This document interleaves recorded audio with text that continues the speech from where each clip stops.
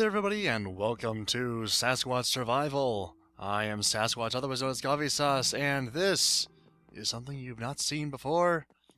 Well, it's something you should have already seen a long time ago, because this was built like 4 days ago. Yes, this is a mob grinder, as you can see. Hopefully you are familiar with the concept of mob grinders, because, you know, Minecraft. It's really high up in the air, as they're supposed to be. And the whole point of it is mobs spawn in the big box on top, they fall down the tall skinny box in the middle, they fall into the hoppers here, their drops go in here, and then I collect bones. Not really anything else yet. I mean, I have a lot of stuff in there, but I'm really only collecting bones at the moment. I've been throwing away a lot of rotten flesh, because that's really not something that interests me. In any way, shape, or form. The string I might eventually have use for. Gunpowder probably won't have much of a use for, but in case I do, I have the option. Arrows, obviously, it's pretty obvious that those have a use at some point. Sticks and glowstone and redstone and all kinds of stuff, those are just drops in sugar. Those are drops from witches and things which have died tragically on this great descent. And this is what I built, you know, a while ago, and I also have a little spot here where I can fish if I'm just bored and yada yada. You get the idea. But haven't been doing that. Basically, most of the stuff that's happened down here is just a lot of AFKing, waiting for things to fall down and die. And it's been working pretty well here. I will show you a little bit more of that in a bit here. I just need to make sure we got this right. Please don't die. Woo! It was close. Oh, hello to all the skeletons. Why on earth are there so many of you here today? Wow, there's a lot of you here. Alright, you need to die. Thank you. I really need to get out of the water, because this is about the worst place you can be if you're fighting skeletons. I was saying how this is the worst place you can be if you're fighting skeletons, or just dealing with them in general, because skeletons are just stupid and awful. Give me more food. Here we go. Get me out of here. Get me out of here. Get me around the sheep. There we go. And now you may die. Thank you. And now you will too. I still hate skeletons. But I need their bones. So they're good. That I can kill them. I really hate skeletons in water. I really hate skeletons in water. I really hate skeletons in water. I hate skeletons in water more than just about anything else. Oh my word. Stop shooting me!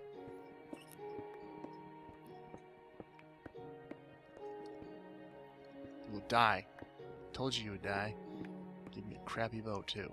Oh my word, that was stupid. Oh, holy. Okay.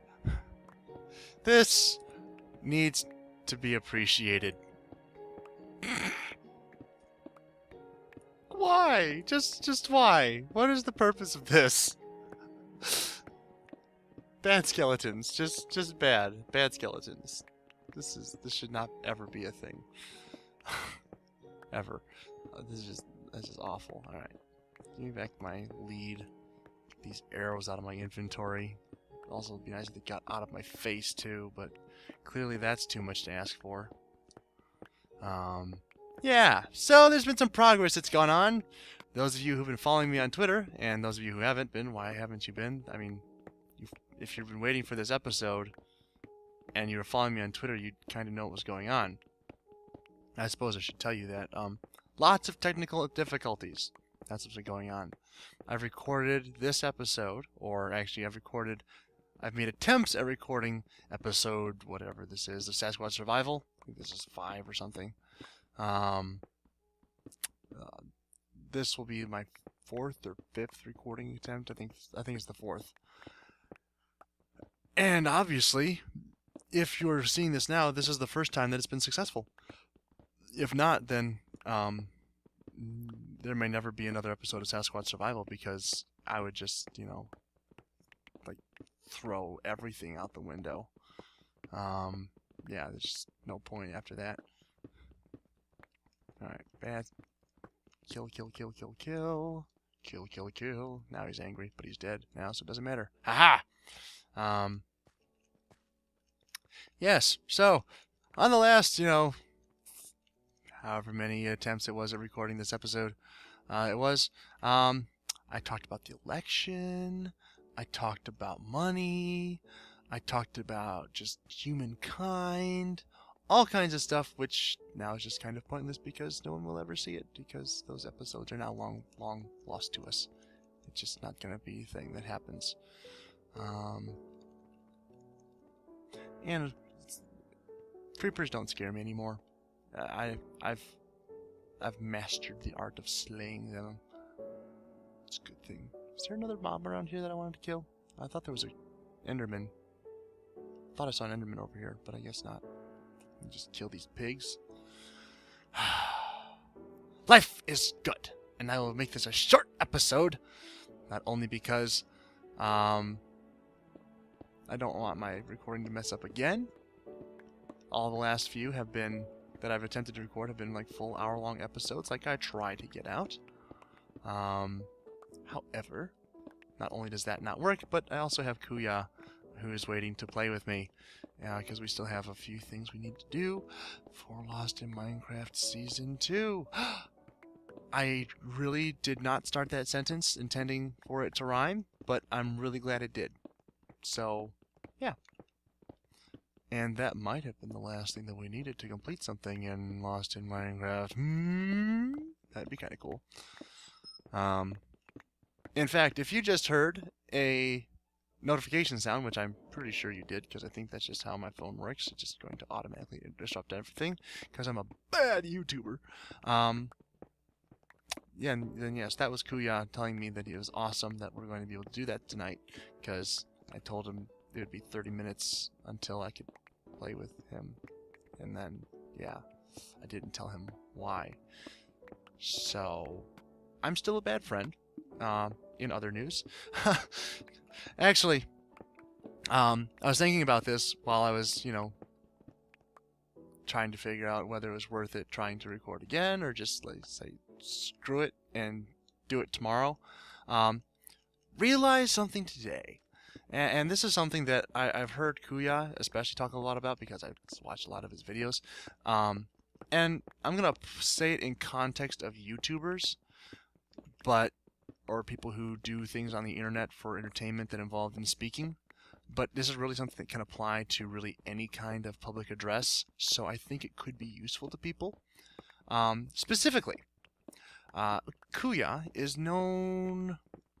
Well, I mean, I have known him quite frequently to describe himself as a terrible commentator. I don't particularly agree with him, but he says he does make a lot of mention to the fact that he has a lot of difficulty just coming up with new stuff to say. And for any of you who have been watching me for more than about 10 minutes, it should be just glaringly obvious that that is not a difficulty which I share. If anything, I have the opposite problem. I have too much to say. Come on, little baby zombie. Come on. This is where I want to fight you.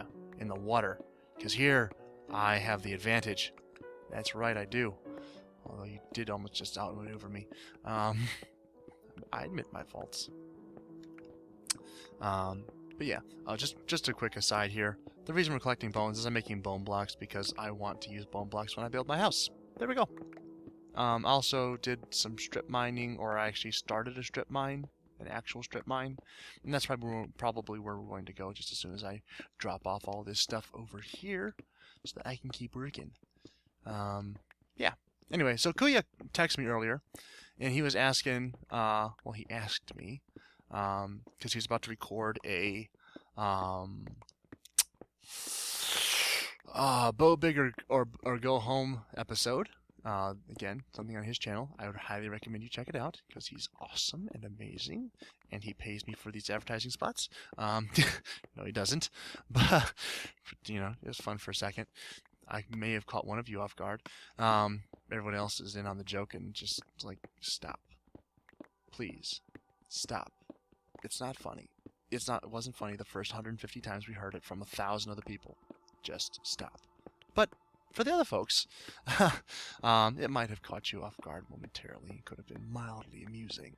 Probably not, though. I do admit that. It was probably not amusing. Anyway, with the case being that I have... that I would say we're like not really affiliated, but we're like, you know, connected, man. Like totally connected, bro. It's awesome. Anyway, I don't know where that came from. With that being the case, that we do a lot of things together, and I mean, like I've said on previous episodes of Sasquatch Survival, he and I do take time out of our day, or not necessarily out of our day, because that just gets really, really, really time consuming very, very quickly. And so, I mean, not that there's anything wrong with that, but you know, I have a life. I need to live it. I don't particularly feel like I'm living it all the time, but occasionally I do. And when I do, I like to feel like I'm living it. It's wonderful. Wonderful, I tell you. Anyway, so he texted me earlier and is asking me just completely out of the blue. I was in between business appointments, and he texted me. I was on the road. I will admit to that. Beyond that, I will admit nothing. I was on the road, and he texts me, and he goes, so, Gavi, I'm recording an episode of, you know, Bo Bigger, Go Home, and I need a Monster Hunter-related topic to talk about. Any ideas? And I had the radio on. Here in Detroit, we have a radio station that starts November 1st to play Christmas music, and I am a Christmas music fan. Those of you who remember the incredibly bad cut-rate Christmas carols will probably be able to figure that without me saying it, but in case you had forgotten, I'm a big fan of Christmas music. It's sad, like half the time, just how big a fan of Christmas music that I am. Anyway, it's not the point. The point is, he says, Gavi, I need a topic, so I flicked off the radio, because I'd been listening to it and singing along to it because I was by myself and I was really enjoying it. It's a lot of fun. And I thought about it for a second and I couldn't come up with anything. I mean, just nothing came to mind. And then I did and I thought, well, why don't I just do what I do when I would talk about something like that? And so I quote what I said aloud to myself in the vehicle. The thing about Monster Hunter is, that was as far as I had planned. And as soon as I said that, words came to my mind, like magic. It wasn't magic, though. It was just like magic. And really, that is kind of, I mean, that is the whole point of what I'm saying here. When you are going to be speaking in public, and you know, trying to convey a point to people who may or may not actually care about you. I mean, not to say that any of you are callous individuals who do not care about me, because I really don't believe that. But, I mean, you probably don't really know enough about me to, like, care a whole lot. But, like, some of you, like, maybe would be a little put off if I stopped making content. At least one of you, maybe. I heard some of my, viewers who I'm not entirely sure if ought to be viewers are really enjoy. I heard at least one of the viewers who are on here who may or may not ought to be a viewer really enjoyed, or at least found more humorous than usual my rendition of the President's speech from Independence Day, and I was very happy about that, because I like to make good stuff that people enjoy. It's the whole reason well, not really the whole reason to do this. I mean, well, at least part of the reason is, you know, someday I can be YouTube famous and make a better song that rhymes. That's it. For those of you who don't know, that's called an anti-joke. There's not really a joke there, but that's kind of what makes it completely unfunny, which actually has the occasional effect of sometimes working to be funny. Not that time. I mean, I don't really know because you're not here. But I'm assuming, just knowing me and my track record, wasn't funny. And I apologize for that. But I try. The day that I actually come up with a funny joke, I will have all the subs and views and likes and shares. And it will be glorious. And you all will bow to my greatness. But it is not this day. I quote that speech so much it will be on Sasquatch. It will be on the voice acting one eventually. Anyway, so when you are about to make a speech, it doesn't matter if you know what you're talking about. It really doesn't. And this was something that I was going to try and do one time as a. One time I thought I was like, okay, I'm going to try doing stand-up comedy and just throw it on YouTube and see what happens, and I did it. Well, I didn't put it on YouTube. I recorded myself doing stand-up comedy, or what I thought was stand-up comedy. I didn't even laugh, which was kind of telling. Kind of made me go, there are other things I can do. I don't necessarily know what they are, but I can do something else. Has to be better than this. Yes. A stand-up comedian I will probably never be. And you should all be very thankful for that. You should all be very thankful for that. Anyway, again, it just keeps coming. In technical terms, I'm full of it. Yes. Anyway, so when you set out to do public speaking, it doesn't matter if you know what you're talking about. It doesn't matter if you have any context, any understanding of how things work together in regards to this topic. Not in the slightest. Doesn't matter. And there's a very simple reason for this. Most people, 99% of people, are terrified of public speaking, to the extent that there is a sizable portion of the population, the living, breathing, thinking, moving, productive part of our population, wherever you are in the world, who would view it a more acceptable and indeed desirous outcome for them to die rather than to have to speak in public. Again, I am not one of these people. But maybe I can help one of these people overcome a little bit of this fear with what I have been trying to get around to say, but have consistently talked over myself for the last 17 minutes. Kind of proving the point that I'm actually trying to make. That it doesn't matter if you know what you're talking about. It doesn't matter if you have anything to talk about. One of the things that I really enjoy here on YouTube are TED Talks. And I saw one a few weeks ago. I will see if I can find it and link it in the description down below. So maybe check there if you want to see something it's great. It's really funny. It's intelligent. It's like the anti-TED Talk. I mean, you can actually probably look it up on YouTube. It's titled "How to Give a TED Talk," and there's a guy who gets up there and he starts very, very boldly and dramatically, and he says, "I am here." Well, it's been a while since I saw it, and I only saw it one time. But it was, again, pretty good, so I remember at least the gist of what he said, not necessarily word for word. But he basically said, "I am here to give a talk about nothing." And he proceeded to do exactly this. Fulfilled every expectation that he created, and then surpassed them all by making a grand mockery of the very thing that he had been called in to do. To give an inspiring talk or an informative discourse on what it is to be a human being, to share an idea worth sharing. For that is the idea behind TED. And he went in there with basically the idea that it's not worth sharing.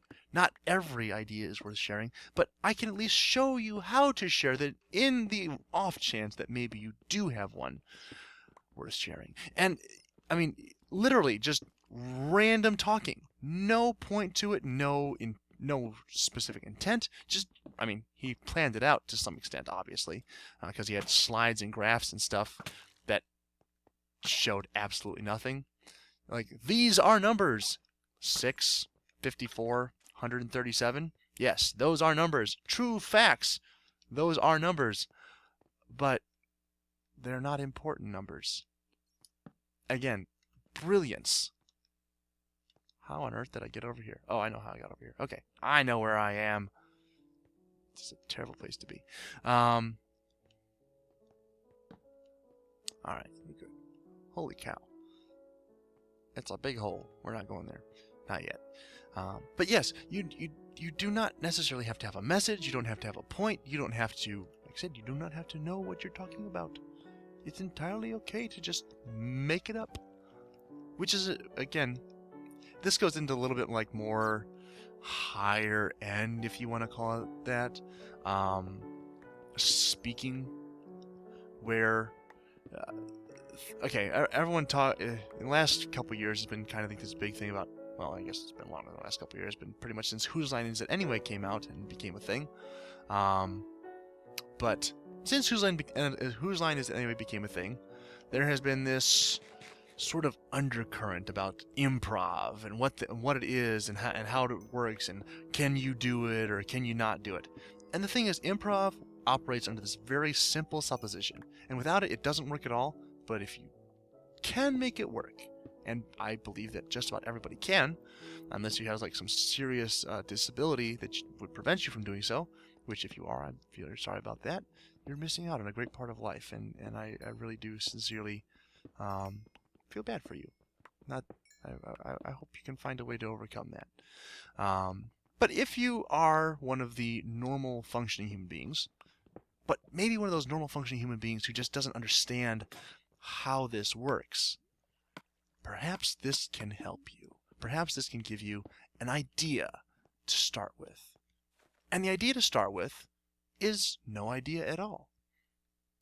When I started this, I had one concept in mind, and I still haven't actually gotten to saying it, because to say it ends the conversation. I can talk about it endlessly, but to actually say it would put an end to the video, which I do need to do in about 9 minutes, so that I can hopefully get this one out to you tomorrow. Not today, tomorrow. Because today it's just not going to happen today. Tomorrow. But if I can, it will be awesome. If everything just works together perfectly. And this idea is so simple, so profound, that when I first discovered it years ago, I didn't even realize what I had found. I didn't even understand its connotation. I didn't understand why it was important. But I did understand that it was very, very cool. And I will give you the concept now, and then I will talk about it for a little bit more. And then I will end the video so that you're not entirely bored talking about something that you secretly dread to do, or not so secretly dread to do. I know some people who are very open about their dislike of public speaking, or of speaking in general. And in fact, you're still wondering why I'm speaking, because I haven't actually said anything. I've just told you I've just told you an awful lot about what I might say. And that really is the thing. Here it is. What is the thing about Monster Hunter? What is the thing about anything? I don't know. And you don't know. And in fact, nobody knows. And 99% of the time, nobody cares. Why? Because they're terrified. They're just glad, if you're public speaking, that it's not them. Doing public speaking gives you an automatic 60% grade. It's automatic. It's like, it wasn't like great, but like props to the guy for doing it. I mean, like, I wouldn't do that. The last thing on earth I want to do is speak in front of people and try and come up with words. It's hard to do. I mean, can I write this out and just read it quietly in the corner and not like, no, can't do that. No.